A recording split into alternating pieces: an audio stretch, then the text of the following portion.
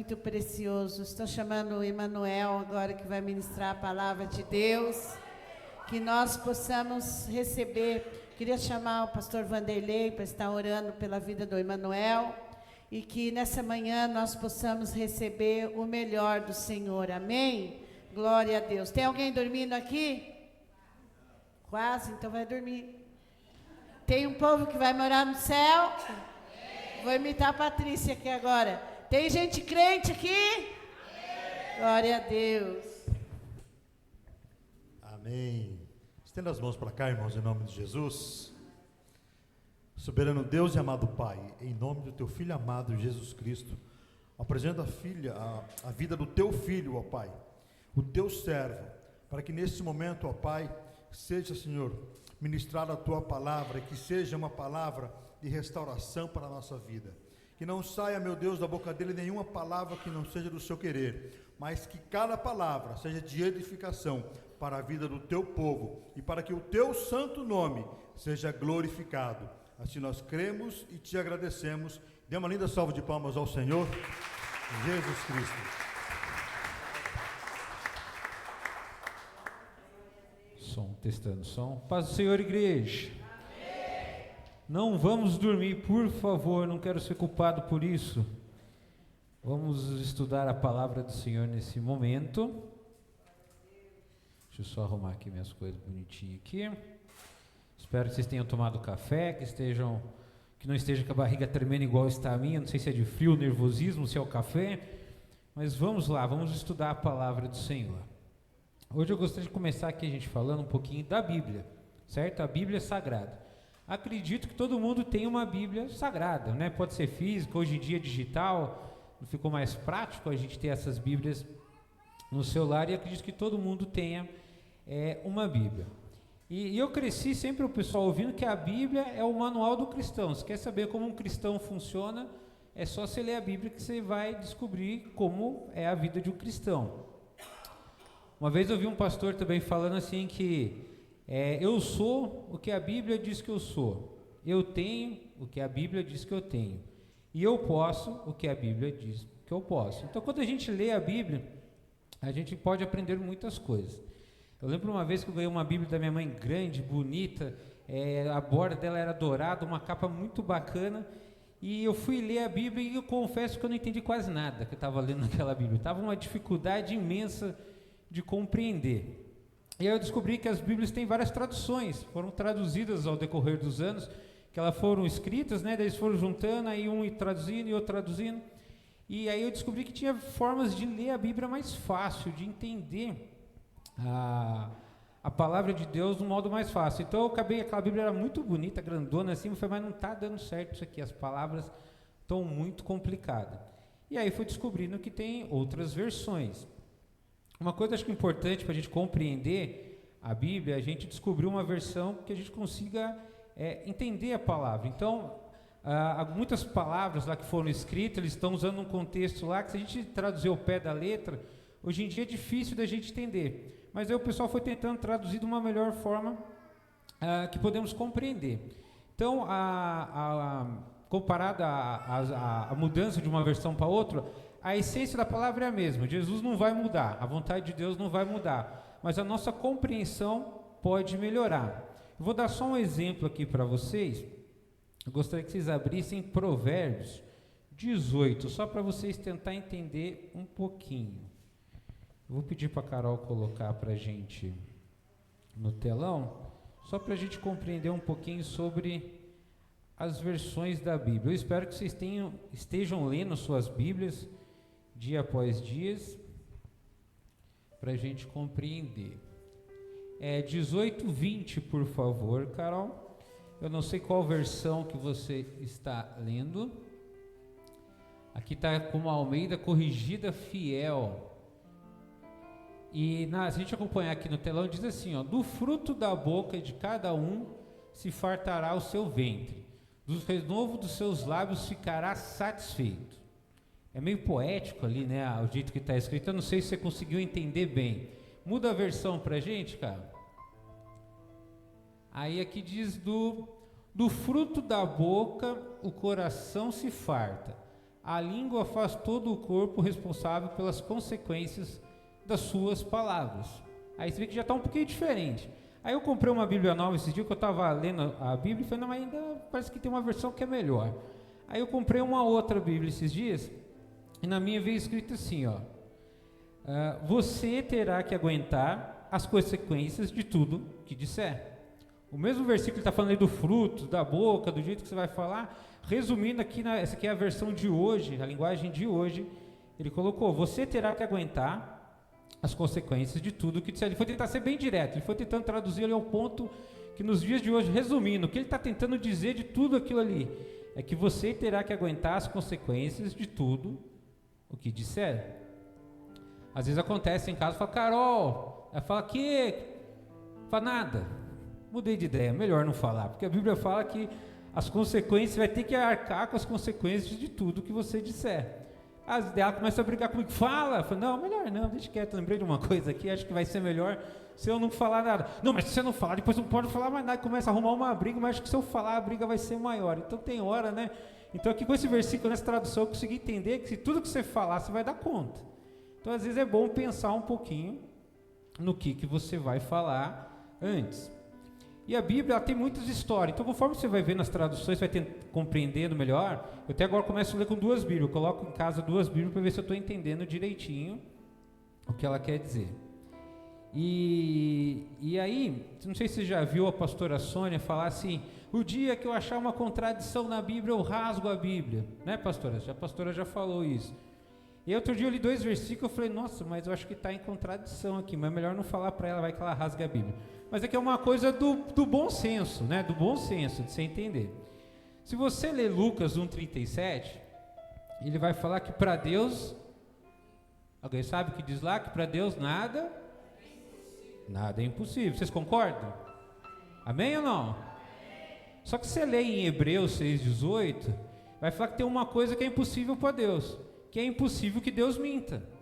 Se você lá vai falar que é impossível, vai falar, isso aqui é meio contraditório, mas é a coisa do bom senso, né? Não é no sentido da palavra, mas um versículo fala que é impossível, não há nada impossível para Deus, mas o outro fala que é impossível que Deus minta. Não é contradição, é o bom senso de você ler. Então quando a gente vai ler a Bíblia, a gente tem que tomar um certo cuidado para compreender ela de forma correta. A gente acaba lendo e entendendo um pouquinho errado.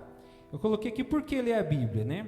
A Bíblia é um livro sagrado que contém histórias, doutrinas, tradições que guiam o cristão.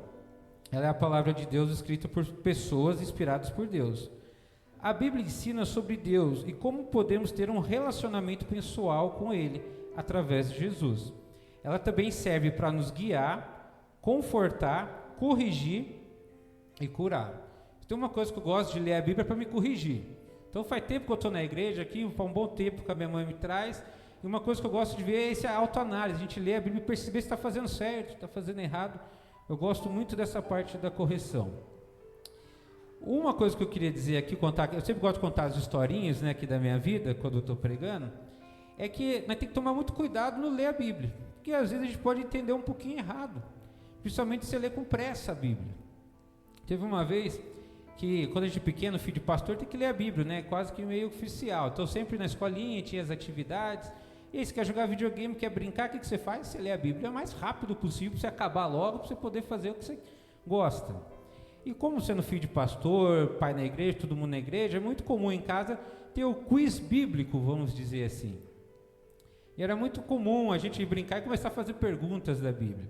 Algumas perguntas que meu pai fazia não era muito útil no dia a dia. Por exemplo, ele fazia, por que Pedro negou Jesus? Aí, né, pensava eu com meu irmão lá, porque eu não sei, porque ele curou a sogra dele, por isso que ele negou Jesus.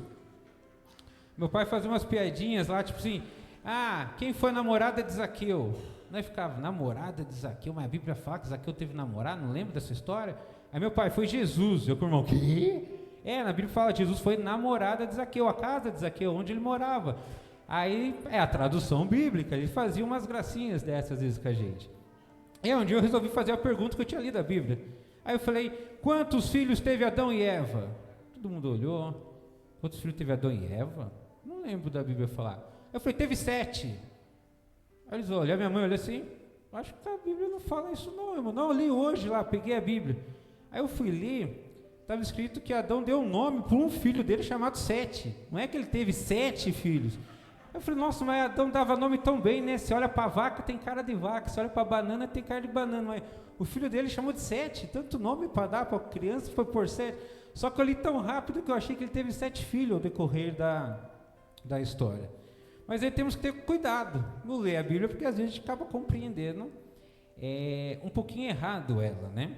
Um outro exemplo, às vezes, que nem eu já vi os pastores falando, a gente tem que ler o versículo, a história toda, entender o contexto. A gente pega, às vezes, um versículo só e, às vezes, acaba compreendendo errado. E não é de maldade, né? É que a gente acaba não tendo aquele tempo para ler com calma, entender a história, o que se tratava.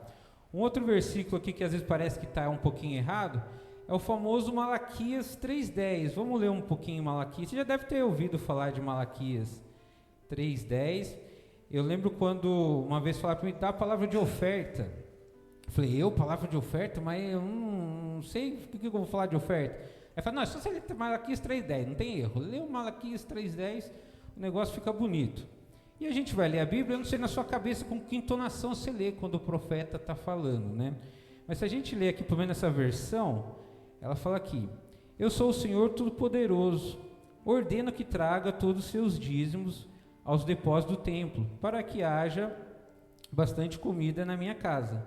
Põe à prova e verão que abrirei a janela do céu e farei cair sobre vocês ricas bênçãos. Olha que bonito, né? A gente lê aqui e fala, traz os dízimos para a igreja, parece que é tudo bonitinho, né? Tão belo isso. Só que você leu o 9, vamos ler o 9 antes.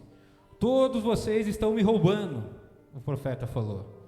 É por isso que eu amaldiçoarei a nação toda. Então ele começa, quando ele fala esse bonitinho traz, ele está falando que vocês estão me roubando. Quando o profeta fala, não é que ele estava ensinando atrás, ele está falando que vocês estão roubando a Deus. Você leu o 8, ele vai falar aqui, ó. Eu pergunto, será que alguém pode roubar a Deus? Mas vocês têm roubado. E ainda me pergunta, como estamos te roubando? Vocês me roubam nos dízimos e ofertas. Então você vê ali, está dando um puxão de orelha porque está roubando. Parece que às vezes quando o pastor lê 3:10, que não é que ele está falando que está roubando, né? Mas se você conhecer o texto, ele está chamando a atenção dos dízimos e ofertas, porque vocês estão roubando. Eu espero aqui que ninguém esteja roubando, né? Está todo mundo em dia, lá os 10%, dando as ofertas, bonitinho. Mas se você lê todo o contexto, ele teve que falar isso, porque o povo não estava trazendo os dízimos e ofertas. A gente até brinca que quando a pastora está falando muito de oferta, fala, eu acho que a igreja não está dando oferta e dízimo, né? Porque ela começa a prolongar o tempo de oferta, acho que ela está puxando a orelha do pessoal. Então a gente tem que ler a Bíblia com cuidado para a gente compreender. E às vezes acontecem algumas coisas na nossa vida e às vezes as coisas não é muito boa, a gente gosta de achar o motivo. Por que essas coisas não estão dando certo na nossa vida, né? Eu ouvi uma história essa semana que ilustrou bem, e como eu disse, a Bíblia ela serve para nos guiar, confrontar, corrigir e curar. Eu vi uma historinha que falava assim, tinha um cavalo, estava amarrado lá o cavalo bonitinho, ele queria se soltar e ir se mexendo e tudo mais lá. E aí passou vamos dizer assim, um demônio passou lá e viu o cavalo e soltou o cavalo. Aí o cavalo saiu desgovernado e entrou numa fazenda, tinha uma plantação e o cavalo começou a destruir a fazenda, começou a pisar, morder, arrancar e destruir tudo. Aí o dono da fazenda olhou, tinha um cavalo destruindo tudo, ele pegou a arma dele e foi e matou o cavalo. Aí o dono do cavalo viu que o cavalo tinha sido morto pelo fazendeiro, ele resolveu pegar a arma dele e matou o fazendeiro, porque matou o cavalo dele. Aí o filho do fazendeiro saiu, viu que o pai dele estava morto, o cavalo morto e a arma na mão do outro, ele resolveu e foi lá e matou o cara que tinha matado o pai dele, que tinha matado o cavalo. A vizinhança viu aquilo e falou, mas que absurdo, estão matando todo mundo, vamos lá tentar tirar, e mataram o outro cara. E o demônio parado. Aí chegou um perto do demônio e falou, você viu o que você fez? Só o que você fez aqui, por que você fez tudo isso? E eu não fiz nada, eu só soltei o cavalo. Quem fez foram eles. E aí eu comecei a refletir, falei, nossa, o inimigo ele vai tentar a gente, então ele tenta assim fazer as coisas, mas normalmente os problemas que nós temos, boa parte é culpa nossa, é a nossa atitude de lidar com a situação. Então o demônio ele só soltou o cavalo, o outro que quis matar o cavalo porque destruiu a plantação dele, o outro que quis atirar porque ele matou o cavalo e virou aquela bagunça toda. Então normalmente o diabo ele não é muito poderoso não, ele só dá umas deixinhas, ele só quer provocar, é a gente que acaba cedendo. E a Bíblia, se a gente lê, a gente vai tomar mais cuidado no falar, a gente vai tomar mais cuidado no agir, Por isso que é muito importante a gente ler a Bíblia. Porque se a gente não tiver a Bíblia ali compreendendo o que Jesus ensinou, a gente quer agir pela nossa própria força. Tem uma coisa que eu gosto de evitar é dirigir. Não gosto muito de dirigir, porque parece que você está no trânsito de inimigo que quer tentar você, é alguém fechando, é alguém batendo. E aí eu até falo para o cara, vontade de dar uma buzinada, mas melhor não buzinar, porque vai que eu buzino, depois o cara quer descontar a buzina que eu dei. Então a Bíblia vai ensinando para a gente ter domínio próprio, paciência, calma. Mas isso a gente só vai adquirir se a gente ler a palavra e compreender.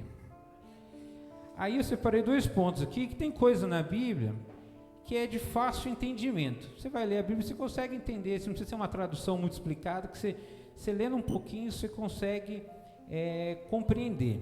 Eu lembro uma vez essa passagem que eu vou ler agora, deixa eu só separar aqui para vocês entenderem os pontos da Bíblia. Então, como eu disse, eu cresci na igreja, né? Então, sempre tivemos livrinhos, Bíblia, aula. E aí eu lembro que tinha o professor sempre falava assim, tem um sermão muito importante de Jesus, o sermão da montanha, esse é o mais importante. Aí a minha Bíblia antiga eu leio e fala assim, bem-aventurado. Eu falei, o que é bem-aventurado? Eu não consegui entender o que é um bem-aventurado. O que será que quer dizer um bem-aventurado? Mas se você pegar uma Bíblia com uma tradução dos dias de hoje, ele fala que como são felizes. Então o bem-aventurado é uma pessoa feliz, como são felizes. Aí você vai ler esse sermão, está aqui, quando Jesus viu aquela multidão, subiu ao monte e assentou-se, os seus discípulos chegando perto deles, e começou a ensinar. Aí ele começa a ensinar as bem-aventuranças, né? E a minha diz que a verdadeira felicidade. Então Jesus começa a ensinar a verdadeira felicidade. Esse primeiro é o mais difícil de entender às vezes, depois o resto é fácil. Ele fala assim, traduzindo aqui, né? Alguns estão bem-aventurados, os outros estão assim, felizes as pessoas que sabem que são espiritualmente pobres, pois o reino do céu é delas. Alguns falam que é pobre de espírito. Como é feliz uma pessoa que é pobre de espírito? Você consegue entender isso? Como uma pessoa pode ser feliz, pobre de espírito? Eu falei, bom, eu sou pobre mesmo, então acho que eu devo estar enquadrado já nesse aspecto aqui e deve ter um ponto positivo, né? Mas o que quer dizer o pobre de espírito? Aí, para a gente entender isso aqui, uma vez um pastor explicou. Ele falou, você entendeu o que é um pobre? Você tem que entender o que é um rico, né? O que é um rico? Normalmente um rico, ele tem 2 casas. Normalmente um rico, ele tem 2 carros. Normalmente o rico, ele tem 2 fontes de renda. Normalmente a pessoa rica, ela sempre tem 2 de tudo. Mas o pobre, normalmente só tem 1. O pobre tem uma casa, tem um carro, tem uma fonte de renda só. Ele fala que ele tem que ser pobre de espírito. Resumindo, o que Jesus estava querendo dizer, você vai ter um espírito, só pode ser um, o Espírito Santo. Como eu disse que eu cresci na igreja, eu vi minha mãe expulsando muito demônio. Eu lembro minha mãe orando assim, sai espírito de pombagira, sai espírito de morte, sai espírito de mentira, sai espírito sei das quantas. Então tem pessoa que é rico de espírito, só que o rico de espírito nesse caso não é bom. O bom mesmo é ser pobre de espírito, é ter apenas um, o Espírito Santo. Se nós tiver mais de um espírito, vai dar problema lá na frente, né? Então, se tem uma coisa que nós tem que ser, é pobre de espírito. No resto, tudo bem ser rico, mas de espírito, apenas um, o Espírito Santo.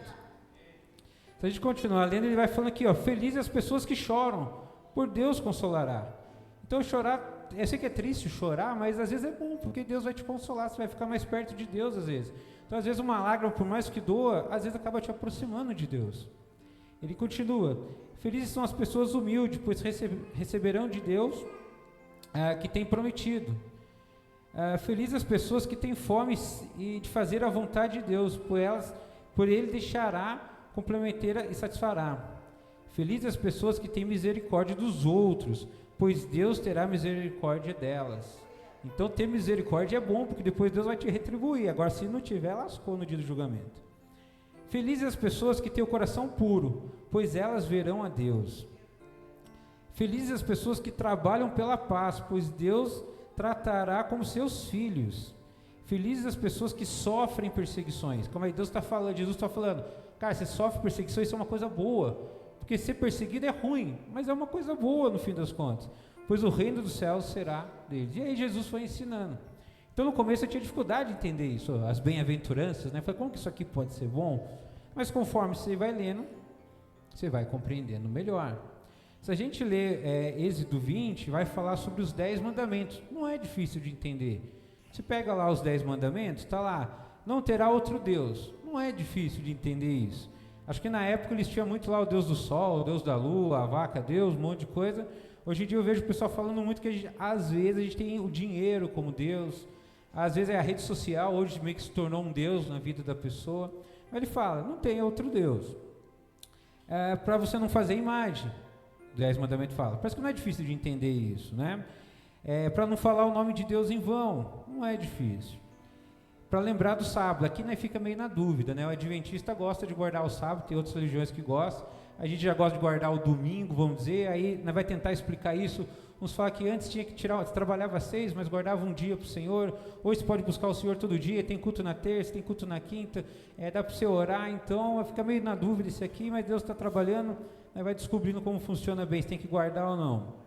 Aí o 5, honra o teu pai, não é difícil de entender. Não é para matar, não é para adulterar, não é para mentir, não é para ter cobiças, não é para roubar. Então não é difícil de entender os 10 mandamentos e seguir. Às vezes a gente acaba, né, desonrando o pai, às vezes fala mal de Deus, né, às vezes acaba cultuando alguma coisa, mas só lendo ali não é difícil. Então tem muitas passagens da Bíblia que não é difícil de compreender. Só que tem algumas que é muito difícil, gente. Tem passagem que, pelo amor de Deus, você lê, você relê, você muda a versão e a ficha não cai do que quer dizer. E aí precisa do Espírito Santo. Se tiver o Espírito Santo, você consegue compreender algumas passagens da Bíblia. Eu queria dar alguns exemplos aqui de algumas passagens que eu consegui compreender recentemente. Eu já conhecia as histórias, mas não caía a ficha, né? Então, a ideia é mostrar o que a Bíblia faz, né? Então, conforme você vai ler, você tem uma forma de entender melhor. Então, tem coisa que está fácil, mas tem coisa que é mais difícil, que é a revelação, que nós precisamos. Essa revelação aqui não é nem tão forte, mas eu lembro de um amigo que estava pregando uma vez aqui na igreja, e pregou sobre Jó. E ele falou que Jó veio, ele perdeu os bois, perdeu os filhos, e foi perdendo as coisas, e na hora das ovelhas veio um fogo do céu, e queimou as ovelhas, né? Aí ele ficou encasquetado, falou, nossa Deus, mas por que na hora das ovelhas você quis queimar e o resto não? E aí ele falou que o Espírito Santo respondeu para ele, porque que Deus fez isso. Ele falou que a ideia era tirar tudo de Jó. E se as ovelhas só caem mortas ali, o Jó ia raspar a pele, a lã das ovelhas, ia vender e ia ter dinheiro ainda por um bom tempo. Então Deus precisou queimar para ele ficar, vamos dizer assim, né, permitiu que o diabo queimasse ali, para Jó não ter nada, tinha que acabar tudo, foi por isso que ele acabou. E a gente se lendo assim nem passa batido, né? Não é uma grande revelação assim, mas ele ficou com essa dúvida e Deus respondeu para ele, por que o fogo do céu tinha descido. E uma revelação assim, que eu tive ultimamente é a respeito da morte na panela. Não sei se você já ouviu, em Reis tem a história do profeta Eliseu, e aí conta uma história da morte na panela lá. Se você não conhece um pouco essa história, eu vou tentar resumir aqui para vocês. Então Eliseu estava lá com os profetas, e eles tiveram fome. Falaram, vamos comer, né? Está com fome, né? Precisa comer alguma coisa. E aí pediu para um, falou, faz um sopão aí, pega umas coisas ali e cria um sopão para a gente poder comer. E eu lendo a Bíblia, ele foi lá, fez o sopão, colocou lá todos os ingredientes que ele achou lá, fez o sopão e começaram a comer. Aí alguém gritou, a morte na panela. Alguém começou a passar mal lá com a comida. Eliseu foi lá, aí a Bíblia fala que ele colocou uma farinha, deu uma mexida, não sei se deu orou, quebrou a maldição lá, eles comeram e ficou tudo bem. Aí eu li e falei, tá, entendi nada. Peguei outra Bíblia ali, ainda não está muito claro isso aqui. E aí, qual que é a importância da gente vir na igreja? Porque às vezes você vai ler a Bíblia e não vai entender, mas vai ter alguém que leu e Deus deu uma revelação, e aí você consegue compreender melhor. Por isso que é bom não só ler a Bíblia em casa, é bom ler na igreja e em casa. E esse pastor começou a explicar essa história um pouco. Então ele falou que o rapazinho lá foi fazer o sopão, começou a pegar. E ele pegou uma erva lá, eu não lembro agora que o nome aqui, eu confundo os nomes, mas ele pegou e colocou na panela essa erva.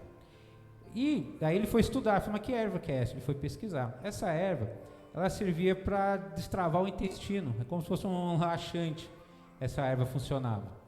E nas grandes doses dessa erva, ela podia até matar a pessoa, ela fazia mal. Então ela usava como uma parte de medicina para o estômago, mas você usando em grandes doses, ela ia te matar.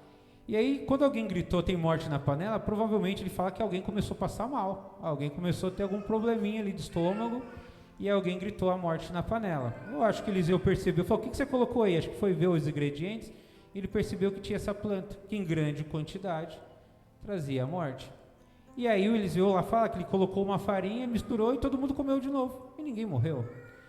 E aí qual que é a revelação por trás de tudo isso? Pelo menos para mim funcionou. A quantidade. Então ele falou, o pastor falava que muitas vezes a gente está comendo as coisas sem saber o que é. E em porções que não é para comer. E isso vai gerar a morte. Ele estava falando, pegar aqui no Brasil, tem mais gente morrendo porque está comendo mais do que gente passando fome. O pessoal está morrendo mais por estar comendo errado do que por não estar comendo. E aí, quem lembrar que um pouquinho em dezembro, na primeira semana de dezembro do ano passado, eu estava pregando aqui, que eu estava um pouquinho acima do peso, eu fui inventar de correr, arrumei uma dor no joelho gigante. Aí eu lembro que a Carol até falou para mim, você já orou? Eu falei, se eu orar e o pastor Luiz Carlos descobrir, ele vai bater em mim. Porque no estudo de texto ele tinha falado, tem dor que é a gente que arruma, tem dor que é o inimigo, mas tem dor que é a gente que arruma. Eu estava acima do peso, resolvi correr acima do peso, o joelho doeu e doeu muito, ficou umas 3 semanas doendo. E aí eu fui perceber que eu estava fazendo tudo do jeito errado. Eu acho que não foi o inimigo que soltou o cavalo ali, foi eu mesmo que montei no cavalo sem saber andar, entendeu, no cavalo. E aí eu percebi que eu estava fazendo errado. Aí eu resolvi, falei, não vou nem orar, né? Vou tentar fazer certo. Aí achei um professor de corrida, aí eu percebi que estava acima do peso, vou fazer uma academia. É melhor agora passar um nutricionista, nunca tinha ido. Quando eu fui na nutricionista, ela começou a falar como que faz a dieta, ela não cortou nada, falou, você só tem que aprender a comer. Porque a minha regra é o seguinte, enquanto caber, você coloca. Então eu estava com o prato, enquanto dava para pôr, você vai pondo, entendeu?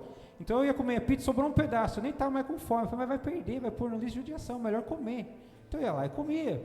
Ia tomar o refrigerante, só tem um restinho, melhor matar, né, para deixar a garrafa já para jogar fora, por que eu vou deixar ali? Então eu segui uma vida em porções grandes, vamos dizer assim. Eu ia pedir uma batata, a atendedora sempre falava, com R$1 quer aumentar para batata grande? Eu falei, é claro que eu quero, pode pôr mais R$1 e aumentar para batata grande? Por que não? Eu descobri que no X-salada dá para fazer ele double, colocar 2 hambúrguer, por que não? Fica mais gostoso com 2 hambúrguer. E aí eu comecei a viver essa vida, só que com o passar do tempo essa conta foi chegando, né? Eu ia subir a escada para dar aula do trabalho no 2º andar, eu chegava lá e falava para vai tocando, porque eu precisava respirar para conseguir falar com o aluno. E eu percebi que eu estava pondo morte na panela, porque eu estava pondo os alimentos numa porção que não era para pôr. E aí a nutricionista falou, você tem que pôr 90 gramas de arroz. Aí cheguei em casa, comprei uma balança, quando eu coloquei, falei, não vai dar certo isso. 90 gramas de arroz, ela tá louca, ela deve ter errado. Eu li 2 vezes aí o material que ela me deu, falei, não faz sentido, gente. 90 gramas de arroz não dá para nada, isso aqui vai me matar, não vai trazer vida, né?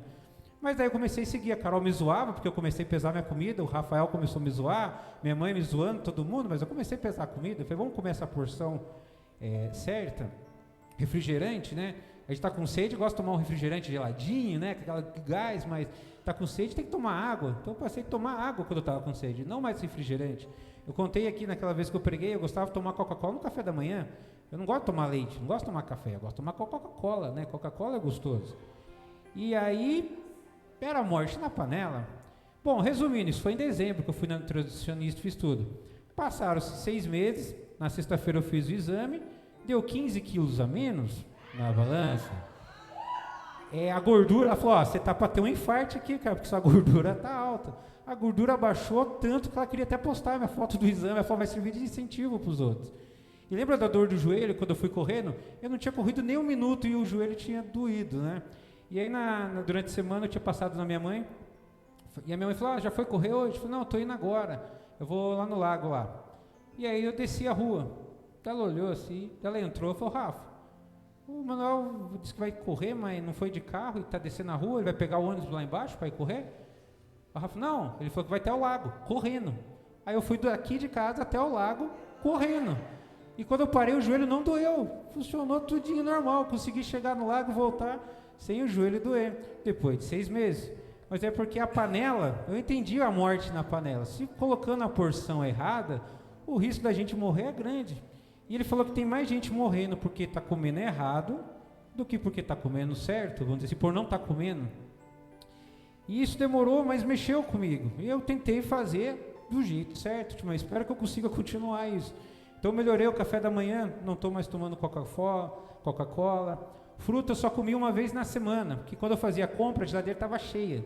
Então eu comia aquelas semanas muitas frutas, mas as outras 3 semanas que acabou a fruta, eu não fazia reposição. Hoje não, todos dias eu vou no mercado comprar minhas frutas, porque ele fala, a fruta foi Deus que fez, então você pode comer que não vai fazer mal. Agora os processados que o homem fez, isso vai te matar.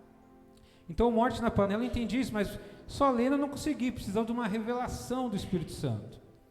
E uma outra revelação que o Espírito Santo trouxe recentemente, esse pastor foi traduzindo, né, essa revelação é do pastor, mas eu peguei aqui e falei, nossa, que eu vou aplicar na minha vida, porque só lendo eu não entendi. Ele tinha lido o livro de Timóteo para a gente, 5,16.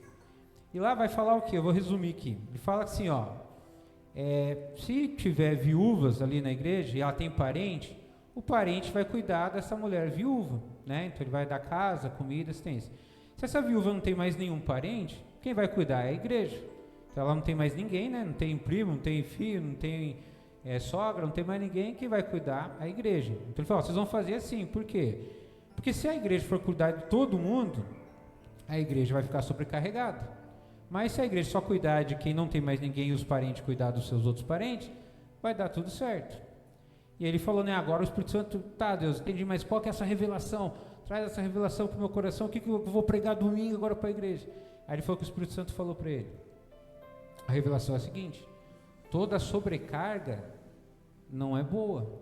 Então se a gente sobrecarregar a igreja, né, com as viúvas, isso não é bom, mas é toda sobrecarga.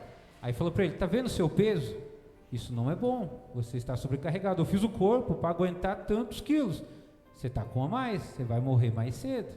E ele começou a falar, nenhuma sobrecarga é boa. Pega um carro, enche o carro lá de coisa, um caminhão, começa a pôr mais carga do que cabe. Vai fazer a curva, o caminhão vai tombar, porque ele não resiste mais os pesos, a sobrecarga. A Carol sempre brigava com ela, ia pegar a mochila dela da escola, você pegava, você envergava assim, se andando, é tudo torto. Aí vai dar dor nas costas? Vai dar, de novo, não é nem o inimigo que soltou o cavalo, eu sei que pôs o cavalo nas costas, tá pondo uma sobrecarga a mais do que você aguenta. Então nenhuma sobrecarga é boa. E ele falou que foi isso que o Espírito Santo tratou com ele. E foi o que tinha acontecido comigo. Então, acima do peso, querendo correr, essa sobrecarga trouxe dores. Hoje, graças a Deus, estou conseguindo correr sem sentir dores. Só que isso a gente leva para a vida toda. Então o que acontece? Eu que sou autônomo, então quanto mais aula dá, mais você ganha. Então eu tive uma época que eu estava dando aula para tudo quanto é lado, todo horário que cabia aluno, isso é pono. Só que eu percebi que eu estava ficando sem vida, estava sobrecarregando um lado e perdendo do outro. Aí eu falei, não, calma aí, eu vou estipular uma meta, vai dar tantas aulas, vai ter que tirar tempo para se alimentar, para dormir. Então fala que dormir é uma coisa muito importante para o corpo. Só que o pessoal trabalha às vezes tanto, faz tanta coisa que não dorme direito. Aí a saúde vai embora, aí você vai falar que a culpa é do cavalo, de novo, entendeu? Mas é você que não está dormindo o suficiente, e a Bíblia deixou que você tem que dormir, você tem que se alimentar. Então toda sobrecarga que a gente tiver vai fazer mal, seja financeira, seja na saúde, seja no relacionamento, toda sobrecarga vai fazer mal. E essa revelação veio por causa que ele estava lendo, que daí ele falava que era para cuidar das viúvas, distribuir tudo, mas ele falou que o Espírito Santo trabalhou com ele, que toda sobrecarga faz mal. Então temos que tomar cuidado com a sobrecarga que estamos tendo, seja nos afazeres da casa, seja no cuidado do corpo, seja na igreja. Teve um pastor que estava contando testemunho, que ele praticamente morreu. Ele falou que fizeram o atestado de óbito para ele, que ele morreu. E aí perguntaram para ele por quê? Se comia muito? Ele falou, não, ao contrário, eu fazia tanto jejum, e orava tanto, e era um monte de jejum, que o meu corpo parou de funcionar. Ele disse que apagou, ele realmente morreu, e ele fala que ele teve uma visão, que ele viu o corpo dele, a esposa dele conversando com o médico, e tudo que ele fala que ele teve essa visão, a esposa e o médico confirmam, falou que aconteceu tudo aquilo. E ele fala que ele teve uma visão do velório dele, que o corpo estava sendo velado, e as pessoas chegavam e falavam, nossa, que pastor bonzinho, né? Por que será que Deus recolheu ele? É uma bênção. E ele vendo isso. E ele falou que chega Jesus atrás dele, só ouve a voz. Você viu? Você se matou e eu que estou levando a culpa. Você não se alimenta, não dorme direito, não faz nada. Agora eu que estou levando a culpa por causa da sua imprudência. Você não cuidou da sua vida? Mas eu estava orando, Deus. É para orar, mas cuidado, tem a sobrecarga. Seu corpo vai funcionar até um certo ponto. Não adianta você querer fazer tanto jejum, não dormir, que nem eu consigo fazer esse tipo de milagre, rapaz. Vai devagar aí, você tem que viver com prudência. E aí ele falou que ele pediu para Deus mais uma chance. Ele falou que ele voltou para o corpo, e aí ele passou a fazer as coisas com prudência. sem extrapolar as cargas. Então, a gente tem um limite, né? A gente não pode extrapolar esse limite. Está dando para entender, igreja? Amém. E aí a última coisa que eu queria deixar para vocês, que é a respeito dessa sobrecarga, porque essa sobrecarga, se for igual ao meu caso, que é o peso, não é que consegue resolver umas coisas, mas tem umas cargas que não dá só para a gente fazer. Se a gente ler Mateus 11, 28, fala assim, venha a mim, deixa eu pegar só a outra versão, que eu gosto da outra versão, aqui só um minutinho. Peço para vocês uma paciência rapidinho. Mateus 11, 28. Na minha versão diz assim, venha a mim todos que estão cansados e sobrecarregados. Jesus falando, eu lhes darei descanso.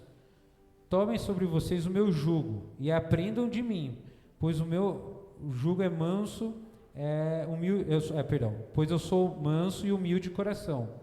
E vocês encontrarão descanso para suas almas, pois o meu jugo é suave e o meu fardo é leve. Então Jesus ele convida você para dividir o fardo com ele. Então tem alguns fardos, não sei se é a ansiedade, o que pode ser, a família, o que acontece, mas ele fala para você de compartilhar com ele o jugo dele, porque o jugo dele é suave, você não vai morrer de carregar. Às vezes está tentando carregar mais coisas que a gente pode, mas se a gente ler a Bíblia, uma tradução legal, e compreender o que ela fala, e se a gente entender Jesus e seguir o que Jesus ensina, a gente vai ter um fardo mais leve. A gente não vai estar sobrecarregado. Às vezes a gente está sobrecarregado porque a gente é teimoso. A Bíblia está falando para você não fazer uma coisa e você está fazendo. E aí você vai trazendo essa carga. E aí você vai ficar sobrecarregado. Então Jesus quer dividir com você essa carga. Mas para funcionar tudo isso, nós temos que ler a Bíblia. Nós temos que compreender a Bíblia. E a gente precisa praticar a Bíblia. Amém? Era essa palavra que eu queria compartilhar com vocês, que a Bíblia, ela diz quem a gente é, ela diz o que a gente pode ter, ela diz como fazer cada coisa. Tem coisa que dá para entender, só se lendo ali rapidinho, tem coisa que precisa orar, tem coisa que precisa jejuar, às vezes vai precisar da ajuda do pastor para compreender, mas se a gente procurar seguir a Bíblia, a gente não vai estar sobrecarregado. A gente vai ter um peso ali que a gente consegue carregar a nossa cruz, a gente vai chegar lá no céu, a gente vai ver a nossa família salva, desde que a gente siga a Bíblia. E lembra lá do primeiro versículo, não é para você falar tudo que pensa, é para você falar tudo que a Bíblia diz que você pode fazer. Eu queria convidar vocês a ficar de pé para a gente fazer uma oração, e que possamos ler mais a Bíblia, que você possa achar uma versão boa, que você possa compreender, e que você possa não estar tão sobrecarregado, que você possa deixar o Senhor trazer o fardo que você tem que carregar de acordo com a palavra. Pai querido, Pai amado, Senhor, eu agradeço a Ti por mais um domingo que o Senhor nos deu, onde a gente pode compartilhar essa palavra, Pai. Eu espero que cada um possa ter entendido, Senhor, as bênçãos que a Sua Bíblia pode trazer na nossa vida, e que possamos nos esforçar mais para ler e compreender as Suas Escrituras, Pai. Que possamos dividir esse fardo, Senhor. Que o Senhor nos ensine a carregar, Pai, as nossas lutas a cada dia. Que nos ensine a lutar a cada dia, Senhor. E que possamos nos encontrar no grande dia no céu, Pai, para a honra e glória do Teu nome. Que o Senhor guarde cada coração, Pai. E que a vontade de aprender mais sobre as Escrituras, Pai, e viver, Senhor, dessa palavra, possa estar nas nossas vidas a cada dia mais, Senhor. Eu Te agradeço por tudo. Amém.